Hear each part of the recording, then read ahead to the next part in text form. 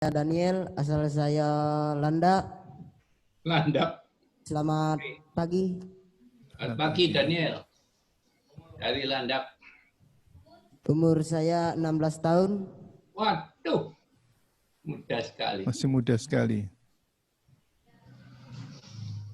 Ya, silakan lanjut. Siapa lagi? Perkenalkan, nama saya Supar, asal dari Landak. Supar. Ya. Landak semua nih, Gus. Muda juga kamu. 17 tahun. Wow. Bagus. Next, terus. Perkenalkan, nama saya Bella. Bella. Ya. Umur saya 14 tahun. 13 tahun maksudnya.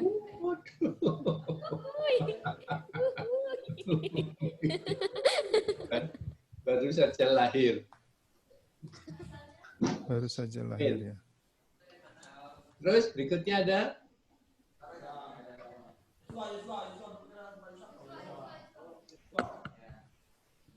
Cek.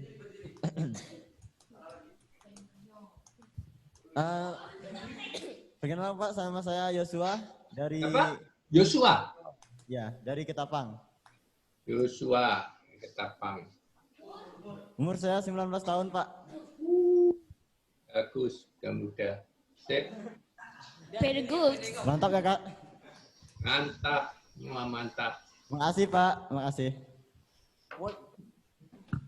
Sudah semua. Oke, bisa kita mulai Pak David ya. Sebentar. Nah, Pak. Ini Oke. sebentar ya, sebentar. Saya Oke. lagi YouTube-nya ya. Oke, Sebentar. YouTube. Oke.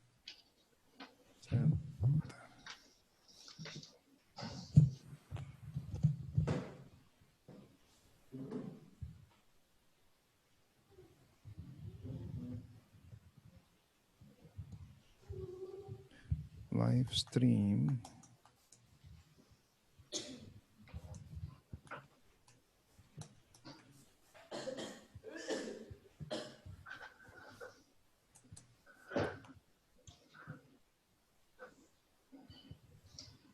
Ya, sebentar. Satu.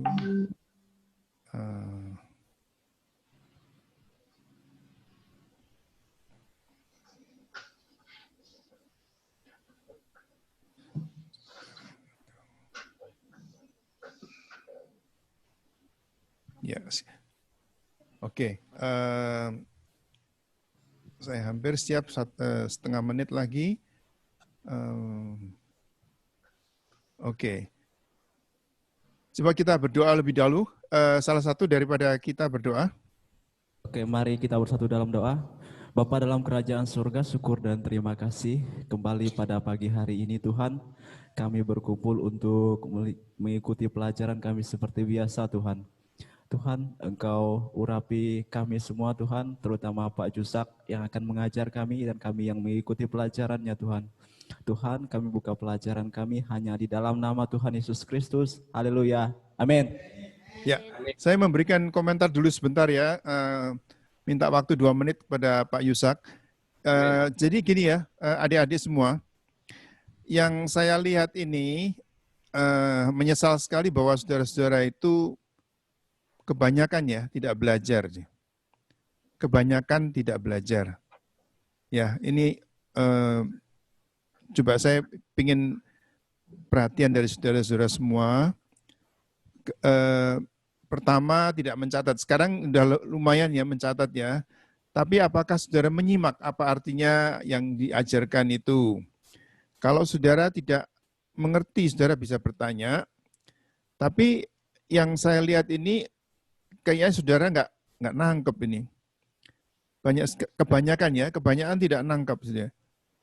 Jadi saya meminta Pak Yonatan untuk memberikan testing mungkin setiap minggu atau setiap berapa hari sekali ada testing daripada bahan-bahannya itu untuk menentukan mengerti apakah saudara ini masuk atau enggak nih ya, pengetahuannya ini. Karena kita sudah mendatangkan guru-guru luar biasa loh, dari mana-mana, dari San Francisco, dari LA, dari Houston, dari Purwokerto, dari mana-mana aja, dari Jakarta dan sebagainya itu. Tapi kalau saudara ini seakan-akan acuh tak acuh itu ya. Kalau apakah saudara tidak ngerti ya? Apakah sulit sekali bahannya? Jadi yang ketangkap itu bahwa ada banyak daripada guru-guru yang mengajar itu juga mempunyai kesan demikian, seperti saudara itu tidak nangkap. Dan juga kesan saudara itu mengikuti pelajaran ini juga seolah-olah tidak serius. Betul-betul tidak serius ya. Jadi dengan santai, kadang-kadang main HP, kadang-kadang apa. Jadi kelihatan dari sikap saudara itu tidak serius. Dan itu saya nggak mau terjadi itu, karena kita mengeluarkan biaya jutaan untuk mengatur BISOM ini di tempat ini. Jadi kalau memang saudara tidak serius, ya berdasarkan hasil testing dan sebagainya itu, saudara tidak mencatat dan tidak serius, ya mau tidak mau ya saudara harus mengundurkan diri gitu. Jadi itu kita memang minta supaya lebih banyak yang bisa ikut ya, supaya kita perlukan hamba-hamba Tuhan. Tapi kalau saudara tidak serius dan hanya numpang hidup, kadang-kadang di dalam mengikuti pelajaran itu bergurau atau ketawa cekikikan gitu ya, itu sangat menyakitkan itu. Karena kita keluar uang begitu banyak, tapi saudara tidak serius. Itu yang saya ingin tegaskan itu. Jadi tolong saudara perbaiki sikap ini dan minta ampun kepada Tuhan kalau saudara melakukan itu dan tidak serius. Sekarang 6 bulan lagi saudara harus bisa melayani. Apakah saudara sudah siap belum? Siap belum? Siap. Siap nggak tuh kalau 6 bulan lagi harus melayani dan menjawab akan pertanyaan-pertanyaan daripada jemaatmu, anggota-anggotamu? Saya nggak yakin saudara siap ya. Mungkin saudara merasa siap, tapi kalau saudara sendiri juga bisa merasakan kalau saudara itu serius atau enggak. Ya enggak ada, kita hanya bisa melihat dari luarnya, tetapi dari hati dan dari jawaban-jawaban pertanyaan, jawaban-jawaban saudara juga kelihatan bahwa saudara itu tidak masuk sebetulnya. Tidak apa. Jadi saya harap kita mengerti ya. Bahkan ada, kalau saya bicara begini, kadang-kadang ada yang tidak berani melihat kepada saya gitu. Karena ada rasa takut, karena ada rasa bersalah sebetulnya, ya. Jadi saya mau minta kepada Pak Yonatan untuk setiap berapa hari sekali atau setiap minggu sekali bahan-bahan itu dites ulang. Jadi begitu pula guru-guru itu coba kita minta supaya guru-guru juga mengadakan testing ya, supaya bisa dapat feedback daripada saudara-saudara. Saudara kan mau sungguh-sungguh melayani Tuhan ya, amin. Ya, Amin. mungkin saya agak keras begini, tapi saya melihat bahwa iblis bisa menggagalkan ini, gerakan daripada BISOM ini kalau saudara-saudara tidak serius. Ya, itu aja. Terima kasih Pak Yusak kesabarannya. Jadi saya kembalikan kepada Pak Yusak sekarang. Amin. Oke. Baik, saudara-saudara semua, saya merasa bahwa saudara semua yang ada di dalam kelas ini layak sekali untuk mengucap syukur. Karena apa? Karena saya mau cerita pengalaman saya mulai jadi hamba Tuhan. 20-40 tahun yang lalu, generasi saya rata-rata itu menjadi hamba Tuhan seperti orang yang belum bisa berenang sama sekali, tapi langsung sudah terjun ke dalam kolam dalamnya 3 meter, ataupun bahkan sudah terjun ke laut sebelum belajar apa-apa, sebelum bisa apa-apa. Pada waktu itu gerakan karismatik bahkan cenderung tidak boleh sekolah Alkitab. nggak boleh belajar teologi secara resmi di kelas, karena kita harus belajar dari Roh Kudus. Jadi saya mengalami sudah jadi hamba Tuhan, sudah khotbah kemana-mana, tapi belum pernah belajar secara formal tentang Alkitab dan teologi. Jadi belajarnya sambil berjalan, sambil melakukan beberapa kesalahan-kesalahan. Jadi sepertinya pada waktu itu trennya seperti orang itu belum bisa berenang langsung, tapi sudah, maaf dengan tanda kutip, sudah ditendang Tuhan masuk ke dalam dunia pelayanan, nyemplung ke laut. Lalu kita belajar dari pengalaman itu bahwa memang itu ada baiknya, tapi juga ada buruknya. Cepat sekali kita belajar dan bisa berenang, saudara. Kalau sudah tidak bisa, sebab saya lihat ponakan saya, sepupu saya lah, sama umurnya kira-kira sama saya, kita masih 2 tahun, 3 tahun lah, 4 tahun gitu. Sepupu saya itu sekitar 1-2 tahun, saya 3-4 tahun. Itu papahnya jago berenang, pemain polo air, lalu kami dibawa ke kolam renang. Anaknya yang umur 1-2 tahun tadi langsung diceburin ke kolam 3 meter, kolam renang 3 meter. Glagep, glagep, glagep, glagep, glagep, 1 menit bisa berenang. 1 menit, saudara, bisa berenang. Saya melihat itu trauma sekali, sampai sekarang saya trauma sekali melihat adik sepupu saya yang gelagep-gelagep. Saya ngeri, takut sekali. Tapi 1 menit bisa loh, saudara. Trauma itu sampai sekarang menyebabkan saya takut berenang dan tidak pernah bisa berenang sampai sekarang. Anak saya suruh belajar berenang tapi dengan cara yang aman. Dipanggilkan guru les berenang. Prosesnya sangat hati-hati. Tapi lama sekali, saudara. Seminggu pertama hanya pengenalan air supaya tidak takut air. Minggu kedua sampai minggu 2 belum berani bahkan nyemplungkan kaki ke kolam yang anak-anak. Minggu ketiga baru berani nyemplungkan kaki ke anak-anak. Minggu keempat baru berani masuk sampai ke pinggang. Minggu kelima dan seterusnya baru mulai belajar dasar-dasar. Waktu perlu 2-3 bulan baru bisa berenang. Mana yang lebih bagus, saudara? Mana yang lebih bagus? Dicemplungkan langsung. Yang awal. Dua-dua ada kelebihannya, ada kekurangannya. Ya, kita sadari. Jadi saya termasuk yang tadi nyemplung langsung, dan saudara termasuk yang sekarang diajarin dulu sebelum nyemplung. Anda itu bersyukurlah. Ini bukan metode menendang Anda masuk ke kolam sebelum bisa berenang. Ya, itu metode sudah lewat, sudah kita tinggalkan, itu kurang tepat menurut saya. Jadi Anda harus dipersiapkan lebih dulu. Oke, jadi Anda mengucap syukur Anda sudah dipersiapkan matang, baru diterjunkan. Tapi sekali lagi, seperti semua pendidikan formal, kalau Anda lulus nanti mungkin dapat sertifikat, itu tidak menjamin sama sekali Anda sudah bisa. Ya kan? Seperti orang lulus BSc, sarjana 1, tidak bisa kerja masihan. Tetap perlu praktek latihan. Saya percaya Anda sementara dididik di kelas seperti ini juga sudah praktek pelayanan kan, dan itu sangat baik sekali. Sangat baik sekali. Teori dan praktek langsung berjalan bersama-sama. Sehingga nanti Anda lulus benar-benar sudah siap. Ya, sudah siap mental dan sebagainya. Amin. Oke, jadi saya mulai saja, lanjutkan. Saya tidak bisa sharing. Oh, sebentar ya, sebentar. Sudah, sekarang sudah. Oke. Bisa? Ya, oke. Bisa. Iya. Jadi,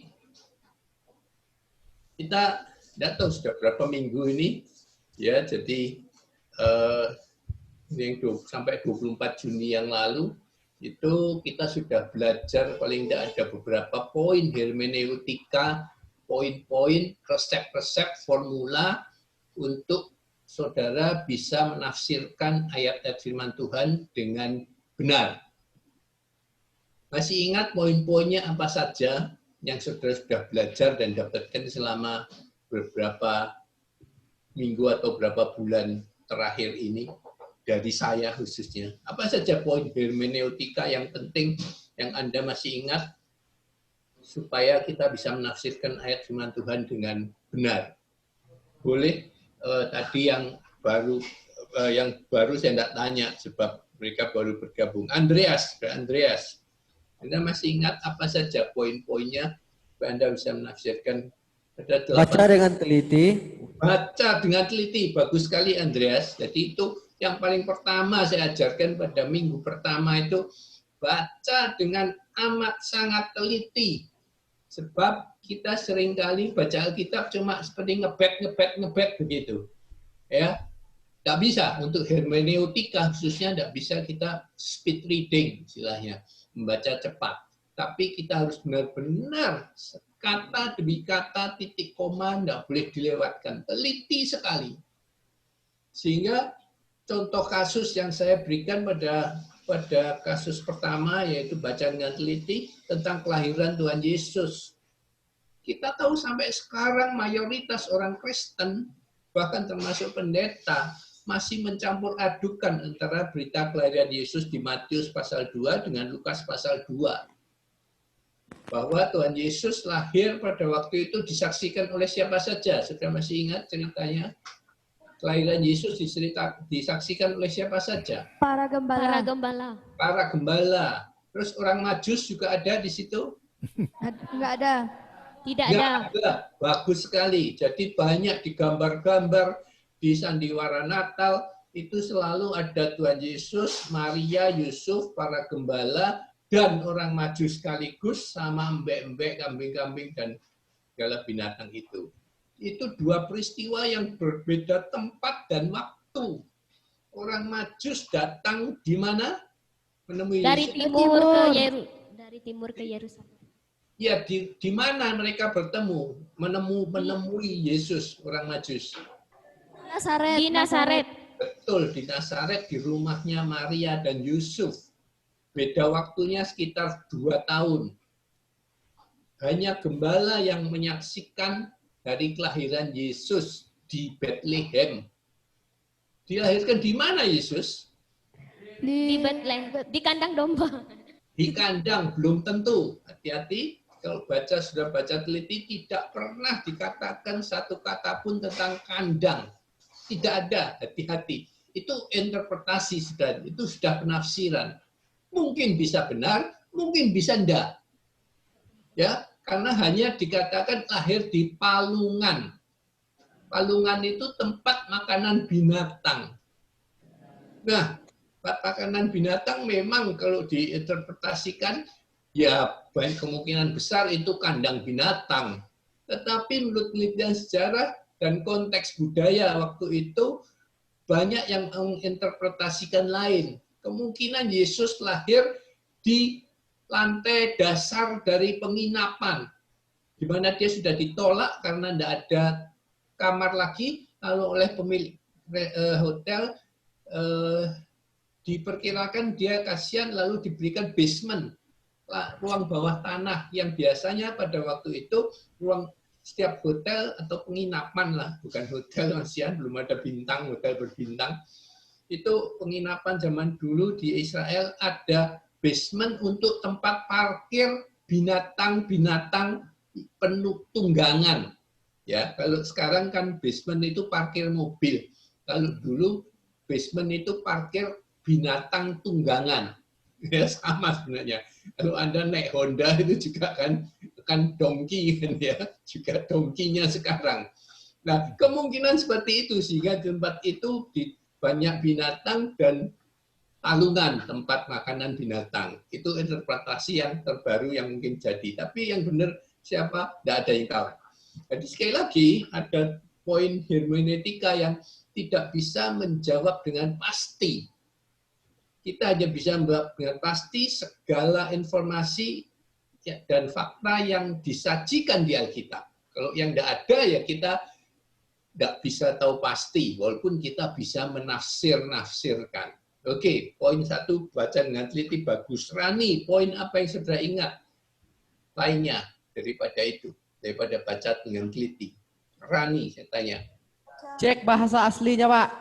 Cek bahasa aslinya, betul sekali. Pada saat Yesus di Palungan, di Bethlehem, di Lukas 2 itu semua pakai bahasa asli bayi. Yesus disebut bayi, bayi, bayi.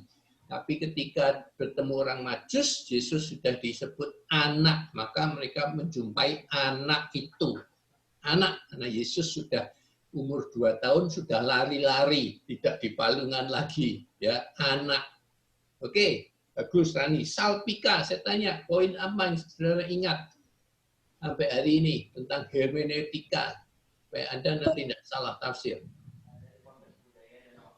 Pelajari konteks budaya dan waktu. Oke, tadi itu konteks budaya dan waktu menyebabkan kita mungkin bisa menafsirkan Yesus dilahirkan, kebiasaan waktu itu di lantai dasar dari penginapan itu. Oke, bagus. Krismon, poin berikutnya. Jangan pakai otak-atik asal cocok. Ya, itu yang paling digemari oleh banyak sekali pendeta yang tidak punya hermeneutika yang kuat. Hermeneutikanya asal-asalan, lalu main otak-atik, dan itu sesuai budaya kita. Cocok-cocokin segala sesuatu. Ya. Sekarang ini lagi isu Bill Gates isukan akan membuat vaksinnya dalam bentuk chip, supaya nanti vaksinnya bisa disuntikan dalam bentuk chip, lalu itu awal dari segala 666 itu. Jadi Bill Gates dikaitkan dengan cikal bakal dari antikris nantinya. Itu ya bisa otak-atik, saudara. Otak-atik, gatuk, gitu ya, cocok. Itu bisa berbahaya sekali. Teori konspirasi banyak sekali sekarang ini bermunculan. Tentang corona ini asalnya dari mana, dikatakan senjata biologis untuk rusak musuhnya dan sebagainya. Oke, itu memang banyak sekali dilakukan termasuk dalam khotbah. Oke, selanjutnya saya tanya Tesi. Poin berikutnya. Tesi nggak ada Pak, lagi ke rumah sakit. Agape.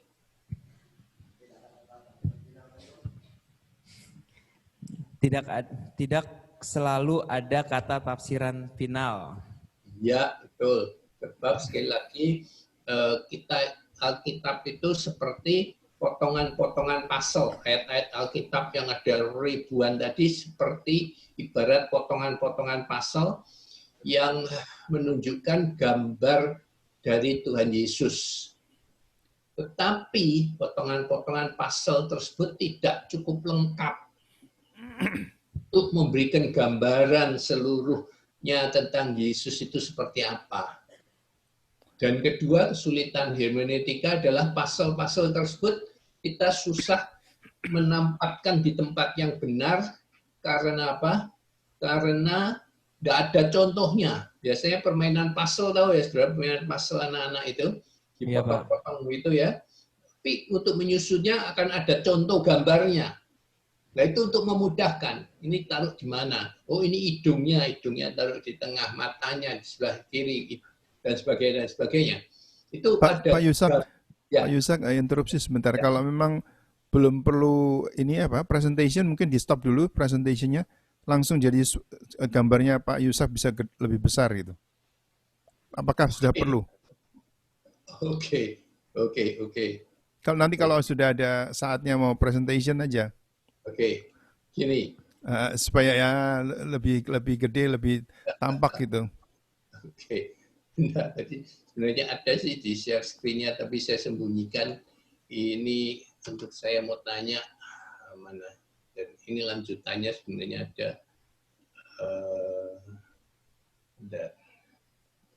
Ya ini lantas ini kan. Oke. Kita lanjutkan. Selanjutnya adalah kita bisa membedakan antara hukum dan prinsip Alkitab. Contohnya pada waktu itu apa? Hukum Alkitab dan prinsip Alkitab. Tadi saya Hukum. tanya. Ya, oke. Hukum Alkitab itu yang tertulis dalam hukum Taurat, tapi prinsip Alkitab itu yang dalam perjanjian baru, Pak. Belum tentu itu, cuman hukum dan prinsip beda. Paling utamanya apa? Ingat? Kalau hukum harus Kalau dilakukan ya. Ya, betul. Kalau tidak dilakukan atau dilanggar, apa akibatnya? Dosa. Dosa. Oke, prinsip Alkitab. Kalau dilanggar, Anjuran, Pak. Anjuran. anjuran. Kalau dilanggar, apa akibatnya? Ada hal yang buruk yang akan terjadi. Oke, tapi tidak dosa. Ya. Ya kan? Bagus, saudara nangkep dengan sangat bagus. Kemudian kita masuk poin 7, teologi dispensasi. Apa itu teologi dispensasi, Anton? Masih ingat nggak teologi dispensasi? Contohnya apa? Anton. Hukum yang sudah tidak berlaku lagi. Tidak berlaku lagi. Makanan haram dan halal. Oke. Sebenarnya bukan tidak berlaku ya, tetapi penekanannya sudah berbeda. Ya, kalau dulu teologi dispensasi memang benar-benar harus dilakukan. Terus sekarang sudah punya penekanan yang berbeda. Misalkan makanan haram, kalau dulu itu memang melanggar perintah Tuhan, tapi kalau sekarang ya melanggar nasihat dokter. Itu kira-kira gitu, ya kan? Contohnya makanan haram, sunat, dan sebagainya. Oke, yang poin berikutnya, poin 8 adalah pisahkan antara adat dengan teologi. Apa contohnya? Waktu itu case study kita tentang apa? Kremasi, Pak. Kremasi, betul. Hari Sabat itu juga semua sudah menjadi adat Yahudi. Tetapi teologinya tidak wajib, tidak mutlak, ya. Seperti kremasi tadi, ternyata banyak orang gereja yang anti kremasi, padahal itu semata-mata adalah penafsirannya ya, adat orang Yahudi. Karena di Alkitab tidak ada satu ayat pun yang melarang kremasi. Hanya karena interpretasi yang mungkin kurang tepat, yang mereka yang anti kremasi kan menginterpretasikan bahwa pembakaran api itu memberikan konotasi kemarahan Allah.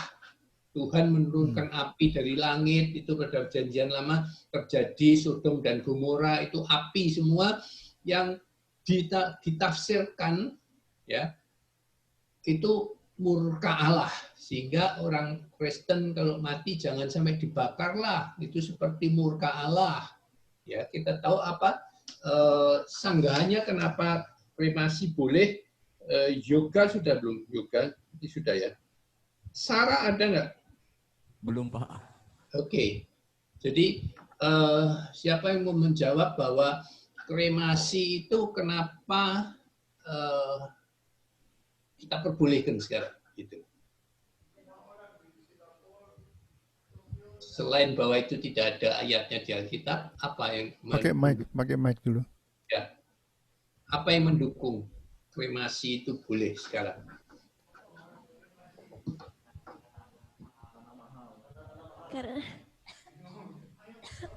Karena tanah mahal, Pak, sekarang.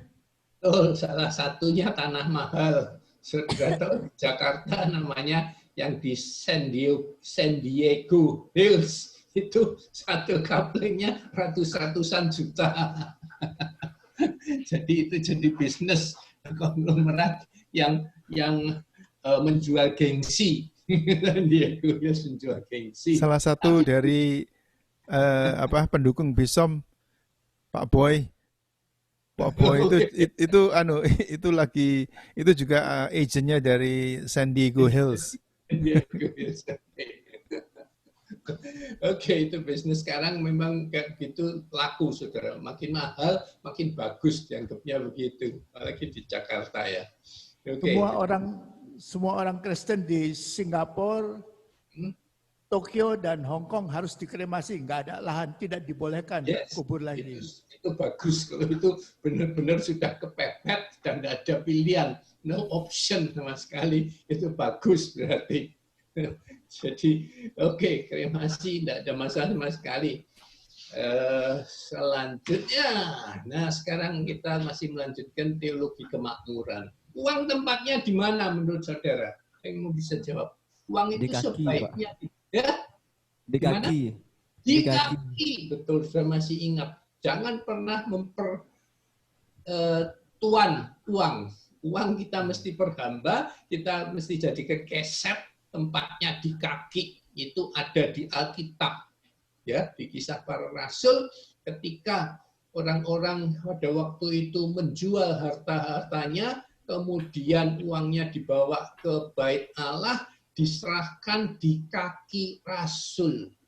Itu setelah letterlek dikatakan begitu, sudah di kaki Rasul, itu memberikan interpretasi simbolik bahwa uang itu memang letaknya di kaki. Amin, saudara, itu ayat yang indah menurut saya, yang kita harus perhatikan. Di kaki, bukan di atas kepala kita, saudara.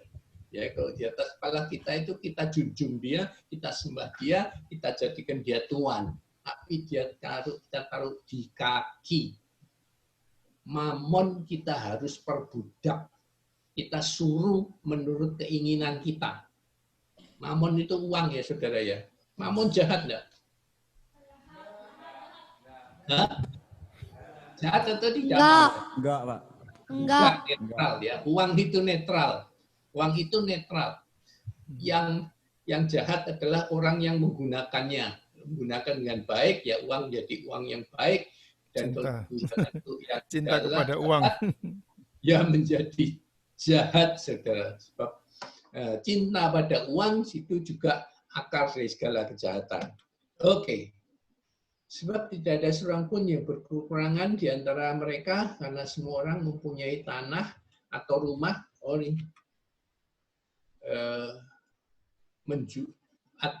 menjual punanya itu, dan hasil jualan itu mereka bawa dan mereka letakkan di depan kaki rasul-rasul, lalu dibagi-bagikan pada setiap orang sesuai dengan keperluannya.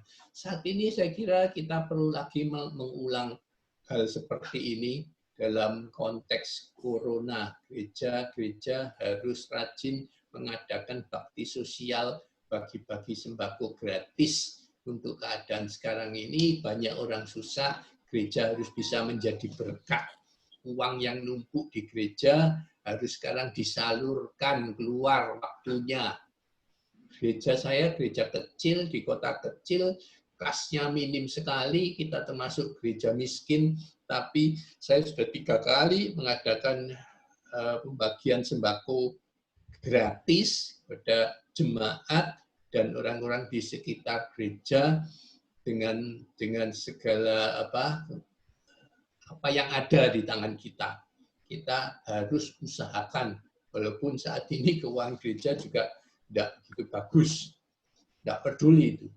Saya harus lakukan hal itu karena saya tahu kita harus menjadi berkat pada masa-masa yang sulit seperti ini. Oke, uang harus diperhamba. Ya. Uang adalah hamba yang baik, tapi dia akan menjadi tuan yang jahat. Ingat baik-baik itu ya. Jadi uang itu tergantung dari kita. Seorang hamba tidak dapat mengabdi kepada 2 tuan, karena jika demikian ia akan membenci yang seorang dan mengasihi yang lain. Atau ia akan setia pada yang seorang dan tidak mengindahkan yang lain.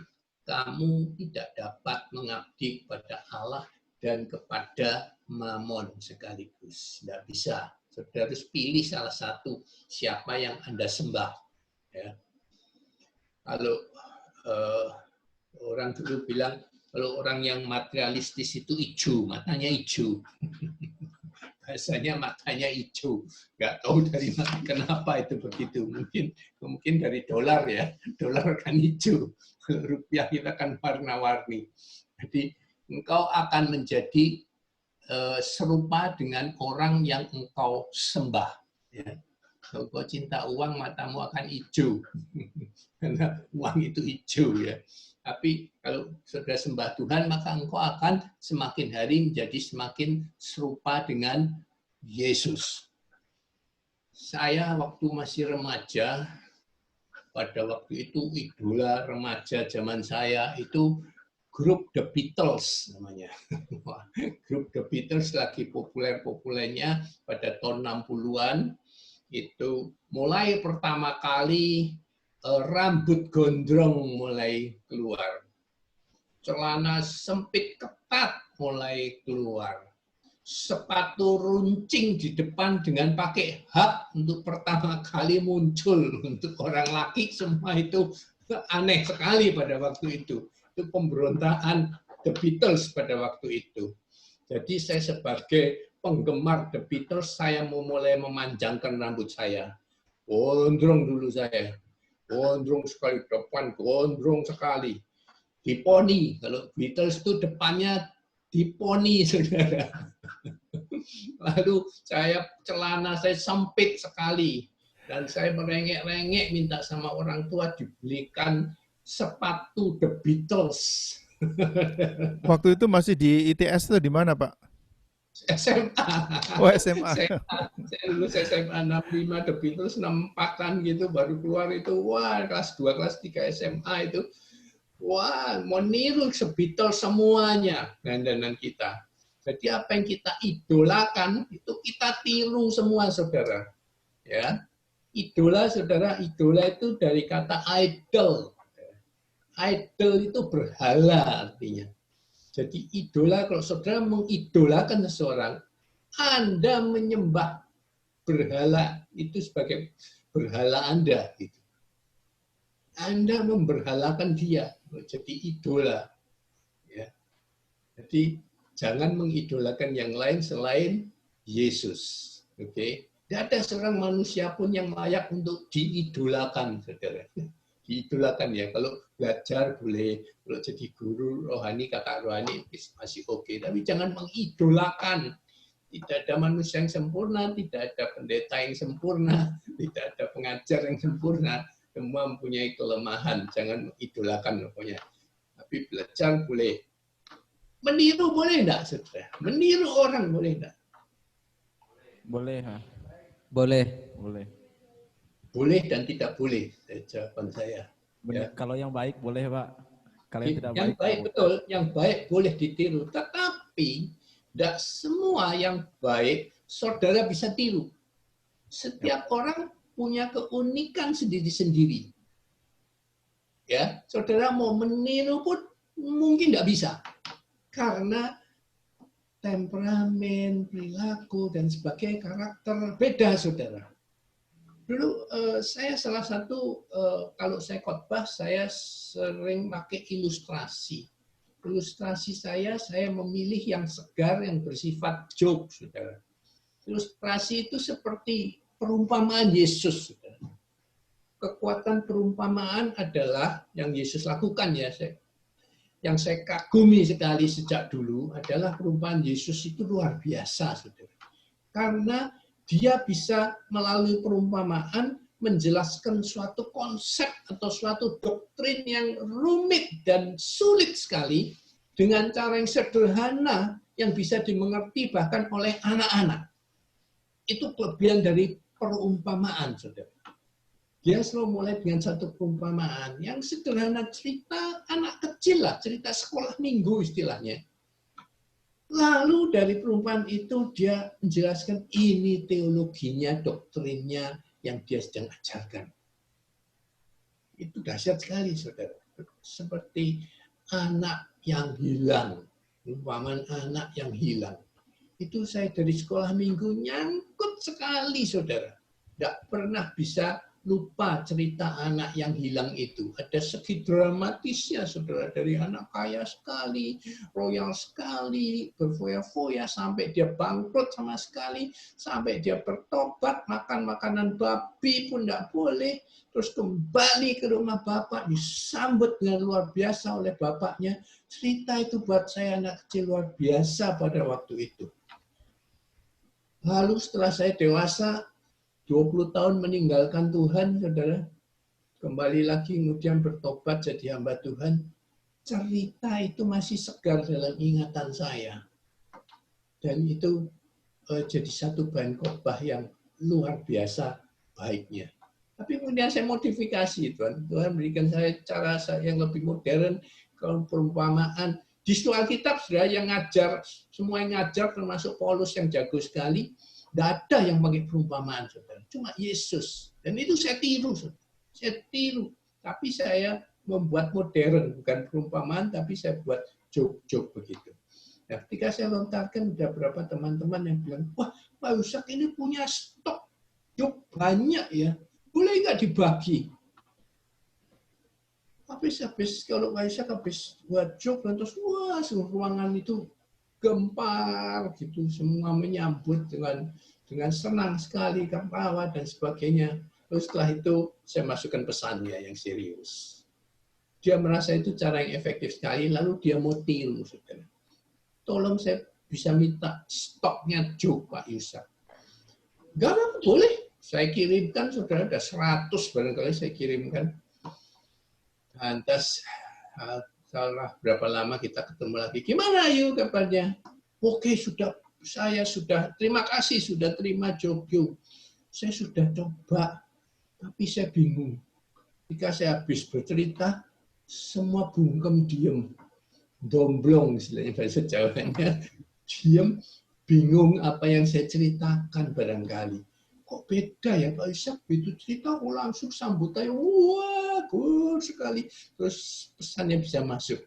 Oh, saya langsung bilang sama dia, kamu bukan golongan saya, tidak sealiran sama saya. Gitu, ya. Tidak sealiran sama saya. Ada jenis musik ya saudara, jenis pop, ada jenis seriosa, jenis keroncong, jenis jazz, ya kan, macam-macam lagu kan macam-macam jenisnya ya. Nah, saya bilang sama dia, saya ini jenis populer, jenis lagu pop. You ini orang seriusan dari lagu. Jadi orang yang jenis seriusa suruh nyanyikan lagu pop nggak bisa. Itu seperti itu yang saya maksud. Kadang-kadang kita nggak bisa niru. Nggak bisa niru. Misalkan Pak Gilbert lumoin dong gayanya. Saudara boleh mencoba meniru kalau saudara mengidolakan dia. Belum tentu bisa, saudara. Itu gaya khas seseorang. Khas sekali. Ya, saudara? Khas sekali. Tapi boleh kita tiru, kita ambil yang kita bisa tiru, boleh, bagus. Gitu ya. Tapi sekali lagi saya ingatkan, tidak bisa semua yang saudara ingin tiru, belum tentu bisa. Saudara tinggal semodel nggak sama dia chemistry-nya. Ya. Kalau semodel satu aliran mungkin bisa gitu ya. Tapi sekali lagi saya lebih katakan be yourself. Itu kunci utama. Nanti jadi hamba Tuhan, be yourself. Tahu be yourself ya?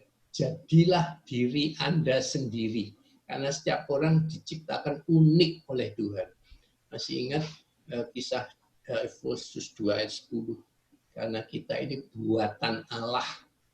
Diciptakan dalam Kristus Yesus. Anda itu buatan Allah itu begini maksudnya.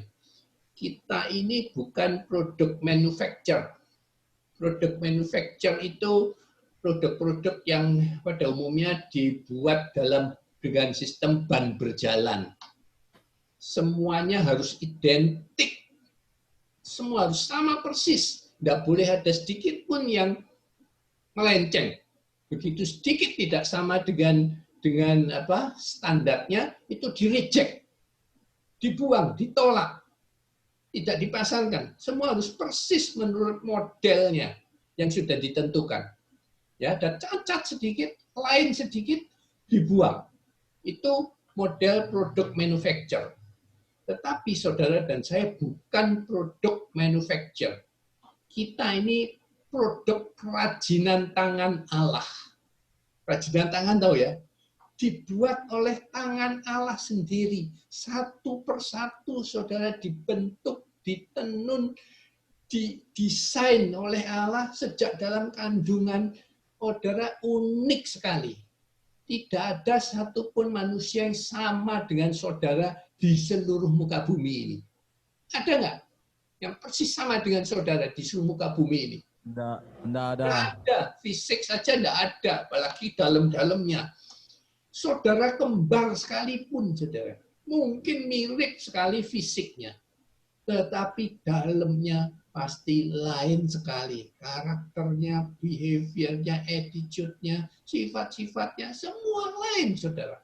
Saya bisa mengatakan ini karena saya punya mertua saya kembar, saudara. Kembar identik. Susah dibedakan. Kalau muncul satu persatu, saya susah membedakan. Tapi kalau betul. Tapi kok muncul dua-duanya, saya bisa membedakan. Tapi begitu dia ngomong atau apa, saya langsung sudah bisa tahu. Sebab karakternya berbeda sekali. Fisiknya serupa sekali, tapi karakternya berbeda sekali. Yang satu kalem, hati-hati sekali. Yang satu gusak-gusuk. Wah, bertindak dulu baru berpikir. Punya berlawanan sekali. Dan banyak hal. Dia pernah cerita kalau dulu masih muda, setelah anaknya masih kecil-kecil, pergi wisata gitu. Mereka kembar selalu berdua, saudara. Masing-masing membawa keluarganya masing-masing di mobilnya masing-masing. Tapi dia bilang selalu, mertua saya bilang, kakakku yang kembar itu tadi selalu jalannya ngebut, belandang. Saya pelan-pelan sekali, saya orang sangat hati-hati, tidak pernah lebih dari 60-70 maupun luar kota, saudara. Dia selalu kemudian lalu berhenti di tempat istirahat, di restoran atau di mana, nunggu saya. Selalu terjadi begitu. Setelah ketemu lagi, nanti mulai jalan lagi, dia ngobot lagi. Kayak begitu saudara ceritanya. Jadi tidak ada seorang pun yang sama di dunia ini ciptaan Tuhan. Kenapa kok dibuat semua unik? Bukan produk manufacture kita ini. Amin. Kenapa kira-kira saudara? Benar. Sudah buat unik sekali, kenapa? Tidak ada yang sama. Karena Tuhan punya impian yang khusus dan unik untuk setiap orang. Itu namanya purpose of life. Tujuan hidupmu Tuhan sudah tentukan. Karena itu engkau didesain sesuai dengan impian itu tadi. Tujuan hidup tadi. Jadi, saudara, kalau saudara tidak mewujudkan impian Tuhan dalam hidupmu, Tuhan tidak punya ganti. Tidak ada yang bisa menggantikan saudara. Karena saudara unik sekali. Ingat, jadi ini membawa tanggung jawab yang besar. Kalau engkau gagal menjalankan impian Tuhan dalam hidupmu, engkau dilahirkan untuk apa? Untuk tujuan tertentu. Itu engkau gagal mencapainya. Di bidang itu, di titik itu, Tuhan gagal rencananya. Dan tidak ada yang bisa menggantikan saudara, masalahnya. Amin, sudah ngerti ya? Amin. Unik karena saudara punya misi hidup yang unik dan khas juga. Semua orang nanti akan ditempatkan di satu tempat yang khas, yang Tuhan sudah tentukan semuanya. Untuk tujuan tertentu. Jangan kepingin yang banyak orang termasuk saya, udah mulai pelayanan, saya kepingin dong jadi hamba Tuhan yang mulai gereja ya ribuan orang, bisa ratusan ribu, ya kan. Semua orang pasti kepingin seperti itu, saudara. Tapi belum tentu itu jatahmu, belum tentu itu rencana Tuhan, saudara. Saya baca kisah yang menarik sekali dari seorang hamba Tuhan, anak muda umur 20-an tahun, sudah sekolah Alkitab, kemudian menikah, umur 25-an, siap untuk melayani. Ini cerita pada abad 19. Dia semangat sekali, dia siap dikirim jadi misionaris di benua Afrika. Waktu itu masih sangat terbelakang. Dia orang Inggris. Dikirim ke sana waktu itu metode misionaris masih one way ticket. Artinya Anda dikirim, tidak bisa balik. Engkau harus menanam gereja semua dengan kemampuanmu sendiri sampai jadi. Dan tidak usah balik. Dia dikirim ke Afrika, di pedalaman, lalu dia mulai menjalankan apa yang dia sudah pelajari. Nomor satu, baru bisa hidup mandiri. Dia mulai bercocok tanam untuk bisa menghidupi dia dan istrinya. Dia mulai bercocok tanam 1 tahun, 2 tahun, bercocok tanam 3 tahun. Lalu setelah mereka bisa mandiri, dia mulai menginjil, mulai memberitakan kabar baik, mulai mencari jemaat. Bertahun-tahun tidak berhasil, satu pun tidak dapat. Akhirnya kira-kira dia sudah punya anak 1, punya anak 2, yang paling tua itu perempuan, yang kedua laki-laki. Istrinya berkali-kali hampir meninggal kena malaria. Lalu pada kehamilan ketiga, dia kena malaria dan meninggal istrinya. Pada saat itu dia baru memenangkan 1 jiwa, yaitu 1 anak Afrika, orang negro Afrika, berumur 5 tahun, yang kemudian dipekerjakan sebagai pembantu dia di rumahnya. Itu satu-satunya jiwa yang dia bisa menangkan selama 5 tahun. Dan istrinya dan anak ketiga yang dikandungnya mati. Apa yang terjadi? Hamba Tuhan ini marah sekali dan kecewa sekali. Sangat kecewa sama Tuhan, marah sekali. Dia tinggalkan semua pelayanannya, dia tinggalkan anak-anaknya semua, dia tinggalkan, dia lari. Marah sekali sama Tuhan. Sudah dia korban kayak begitu rupa, tidak ada hasilnya, malah anaknya dan istrinya meninggal. Dia marah dan kecewa. Singkat cerita, 30-40 tahun kemudian, si anak perempuan ini sudah hidup di Amerika, hidup normal setelah survive dari segala pergumulannya, sudah menikah, sudah berkeluarga, suatu hari ikut KKR, dan ada pembicara seorang pria hitam, kulit hitam, yang khotbah, KKR-nya bagus sekali, banyak orang bertobat. Lalu dia menyadari bahwa kayaknya pengkhotbah ini dulu adik angkatku yang dimenangkan oleh bapakku. 30-40 tahun yang lalu, umur 5 tahun tadi. Lalu setelah dia turun mimbar, mereka ketemu, ditanya, oh memang betul saudara, itu saudara angkatnya yang dimenangkan oleh hamba Tuhan tadi. Lalu si anak tadi, si pengkhotbah tadi, tanya, papa di mana sekarang? Dia juga panggil papa, sebab dia dianggap anak. Papa di mana sekarang? Anak tertuanya bilang, tidak tahu. Tidak tahu, dia kata, rimbanya tidak tahu di mana. Terus anak pengkhotbah tadi bilang, ayo kita cari sampai ketemu papa kita. Benar, saudara. Dan adikmu di mana juga tidak tahu. Mari kita cari mereka berdua. Hingga cerita pertama ketemu adiknya, saudara, kacau, homeless dan sebagainya, tidak punya kerjaan, narkoba dan sebagainya. Lalu mereka ketemu, bertobat, akhirnya bapaknya juga ketemu, juga jadi gelandangan, mabuk-mabukan di rumah kardus, saudara. Lalu mereka ketemu, lalu mereka cerita, ini anakmu semua. Terus yang pengkhotbah dibilang, ini aku satu-satunya orang yang kamu menangkan, sekarang buat pakai jadi hamba Tuhan yang dahsyat. Nangis, saudara. Jadi hamba Tuhan ini nangis dan bertobat karena dia baru sadar, saudara. Oh, jadi tugasku itu cuma itu toh. Aku jadi misionaris di Afrika untuk menangkan 1 jiwa anak kecil 5 tahun yang nanti akan dipakai Tuhan. Jadi pengkhotbah KKR yang dahsyat. Cuman itu tugasku, adalah aku ngimpinya punya jemaat ribuan di Afrika, saudara. Ini cerita nyata, kisah nyata, saudara. Kita tidak pernah tahu rencana Tuhan. Kita punya yang muluk-muluk barangkali, tapi rencana Tuhan sederhana. Dan itu upahnya sama nggak di surga, saudara? Upahnya di surga sama, saudara. Oke, jadi prinsip hermeneutika yang ke-9 yang hari ini kita temukan adalah teologi keseimbangan namanya. Ya, menafsirkan suatu ayat perlu juga melihat ayat yang lain yang kelihatannya bertentangan, tapi itu membuat keseimbangan.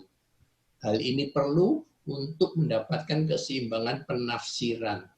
Jadi ayat berkat harus disandingkan dengan ayat pikul salib supaya seimbang. Saudara ikut Yesus, itu memang ada janji berkat, tapi juga ada perintah pikul salib.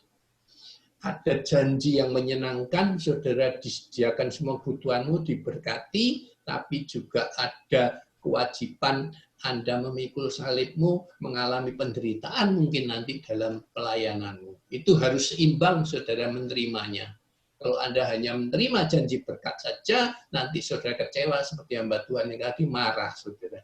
Ya, tapi juga ada penderitaan yang siap menunggu saudara. Siap nggak? Siap. Kalau tidak siap, lebih baik cepat-cepat kita surat pengunduran diri ke Pak David. Padahal tidak menjanjikan hanya berkat saja ya Pak. Ya betul. Iya, tapi juga ada tantangan yang tadi sudah diomelin, sudah tidak serius. Oke, Ori. Jadi teologi keseimbangan yang 9 ya. Sekarang saudara ada pekerjaan yang sudah harus lakukan sekarang ini juga. Jawab pertanyaan, menurut Anda apa saja syarat supaya seseorang bisa masuk surga? Apa sih syaratnya seseorang bisa masuk surga? Saudara tinggal jawab sekarang juga ya, kirim ke nomor WA saya sekarang juga. Ada beberapa pilihan, ini multiple choice.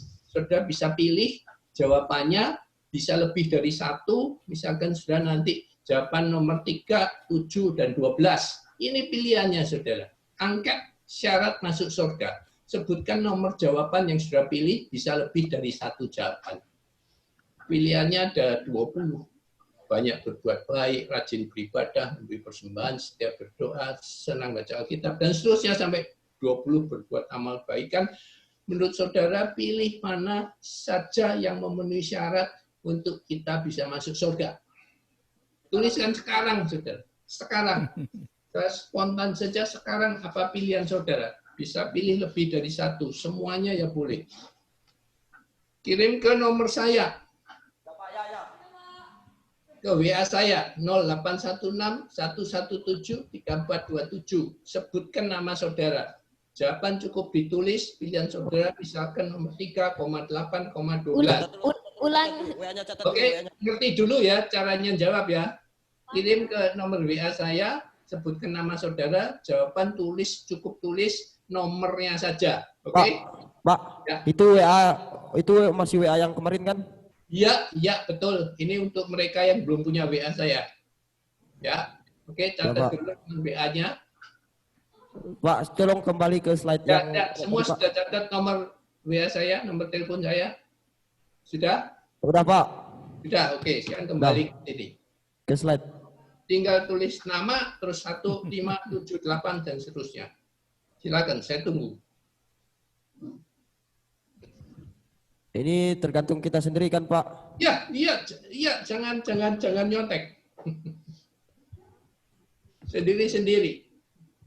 Menurut interpretasi hermeneutika saudara. Pak, saya mau bertanya, Pak. Ya, Pak. Kalau teman yang nggak ada HP, gimana Pak? Bisa pinjam pakai WA kita? Bisa. Yang penting tulis nama tadi. Yang penting tulis namanya. Iya, Pak. Ya, okay. Nanti kan ada teman, dia kan namanya kan Bella, Pak. Nanti dia kan nggak punya HP. Nanti saya kirim pertanyaan nanti kan lewat WA saya. Terus kalau punya saya tulis nama saya, punya dia tulis nama Bella gitu, Pak. Ya, oke. Betul begitu. Iya, Pak. Nah, coba ditulis nomor yang sudah pilih. Bagus.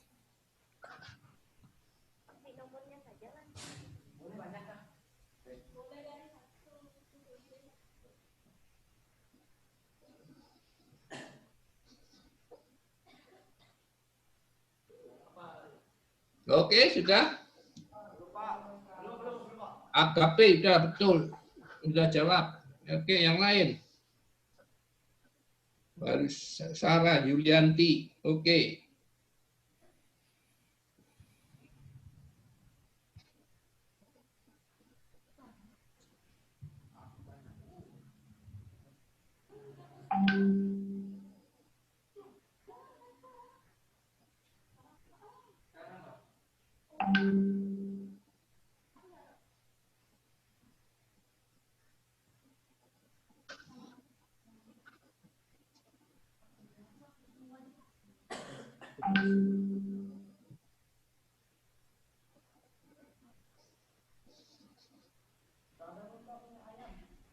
Oke, Andri. Respon, terima kasih. Sari Bulan ya.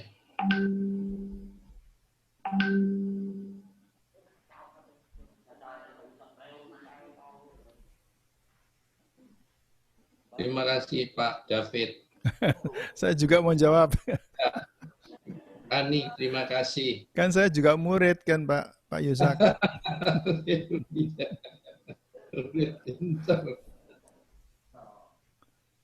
Ya, semua udah? Siapa yang belum? Ya, Siapa yang belum ini Pak. tidak menentukan sama sekali kelulusan Ya, Anda. Pak. Enggak, ini cuma angket, namanya angket. Mau tahu keadaan Anda snapshot hari ini.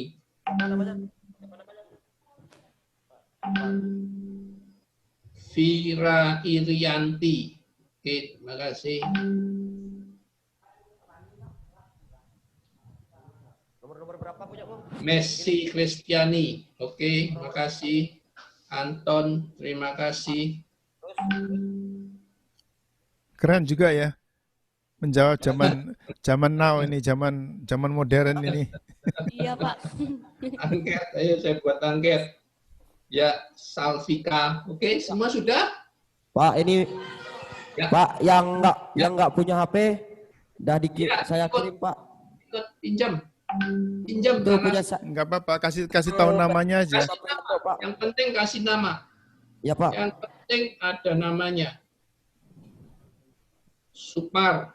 Ya, oke. Yoga. Oke. Tunggu. Masukkan nomor WA tadi. Nih masukkan. Tunggu Pak, masih ada yang Pak. Siapa? Tinggal siapa? Berapa orang? 08. Wih.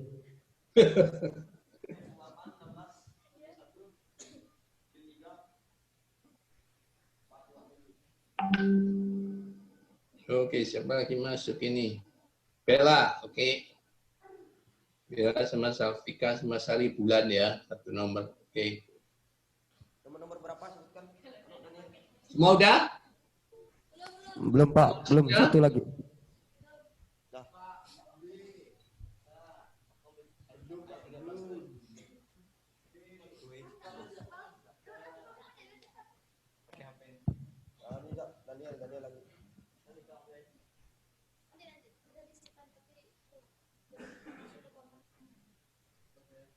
Kok susah, tinggal tulis 5, 3, 2, 1. Nomor berapa Daniel? Tak, nomornya saja, nggak usah disebut pakai kata-katanya. Nggak usah nyontek juga. Nggak usah nyontek. Apa aja yang menurut hatimu. Masuk surga nggak bisa nyontek, saudara. Pak, itu udah Pak, selesai. Saya kirim Pak. Oke, udah semua ya? Sudah. Terakhir, oke? Baiklah. Jawabannya minggu depan. Ya Pak. Penasaran, Pak, padahal. Penasaran Pak. Yang mana kok Oke. masukin Pak? Pertanyaan sebelum ditutup. Selesai ya teologi kemakmuran. Besok kita masuk pelajaran baru sola gratia. Doktrin sola gratia. Oke. Ada yang mau Ya. tanya, silakan. Ya, ada yang mau tanya silakan sebelum ditutup.